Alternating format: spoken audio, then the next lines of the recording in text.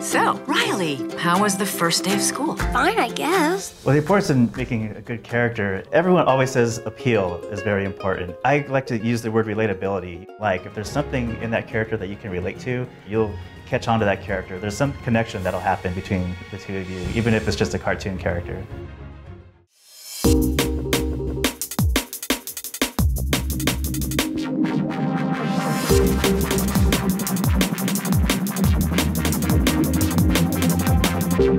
David Cohen from Variety here. This is Artisans, and our guest this week is Albert Lozano, character art director for Pixar. Albert joined us in the newsroom to show what goes into designing animated characters. In Inside Out, you have an unusual challenge because some of your characters are sort of embodiments of abstract ideas. They're actually emotions inside a young girl's head. School was great, all right? What was that? I thought you said we were gonna act casual. It's really what drew me to working on the project. And I mean, what does joy look like? What does the raw emotion of sadness look like? The excitement, again, was just thinking of like, where do you start with something like that? And I think of joy just coming from the heart and just kind of like exploding in all different directions. And so I thought of something like a starburst, maybe like fireworks. So something that comes from a central point and explodes. Anger, we thought, of course, as that square box. And then disgust, we thought, well, disgust is kind of this pointed thing. When I'm through, Riley will look so good, the other kids will look at their own outfits and barf. And it kind of felt like it would have sharp angles, so we thought of disgust as possibly being like a triangle. And again, with fear, we thought of just being sort of represented by this question mark nerves. It would end up being something like this, as far as just their basic abstract symbols. Now with sadness, I thought of things like a teardrop or a waterfall, like water. So I thought, well, just sort of like a circular teardrop shape would kind of represent sadness. So how can you turn that teardrop, for example, into a character? We try to keep that teardrop shape in her body. And so here you can see this basic kind of truncated teardrop shape. Sure.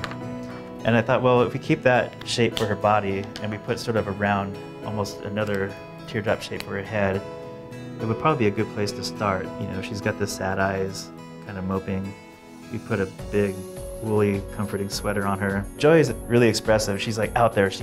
Her arms are out and she's really expressive with her limbs. Sadness, we thought we would just play really contained. And so she would almost like always try to keep her arms inward, just sort of withdrawn. Perfect. This is the circle of sadness. Your job is to make sure that all the sadness stays inside of it. So you can see, just starting from that basic teardrop shape, it ended up going somewhere right here.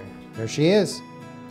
Now with disgust, she's very judgmental, so we gave her these more almond kind of shaped eyes. She was always sort of questioning and giving you this glancing look, like things are slightly askew because she was judging you or just really disgusted by something. Joy is the type of person that just gets up in the morning and doesn't want to put on any makeup or do anything with her hair. She just wants to run out and play, whereas disgust is the one who would make sure that her nails are pretty, make sure that, you know, she's got, you know, really long eyelashes, that she's dressed really well.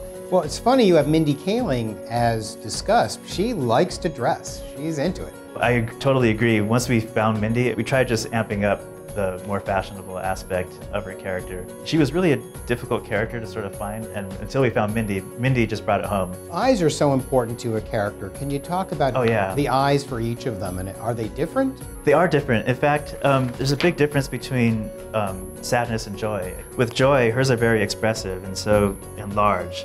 Also wanted to have them pointed sort of upwards, like starting from the heart and radiating in all different directions. We thought it'd be great to have her eyes sort of at that same angle. And then in contrast, sadness, again, we wanted to make her eyes smaller and more contained than joy. We thought we would sort of have them slope downwards and almost feel like they're just heavier at the bottom. I think for a character designer, when you can create that moment, just a sense of this history, of a trail of, you know, just where this character has been up until this point that you're now introduced to them in the film, I think then you've done a pretty successful job.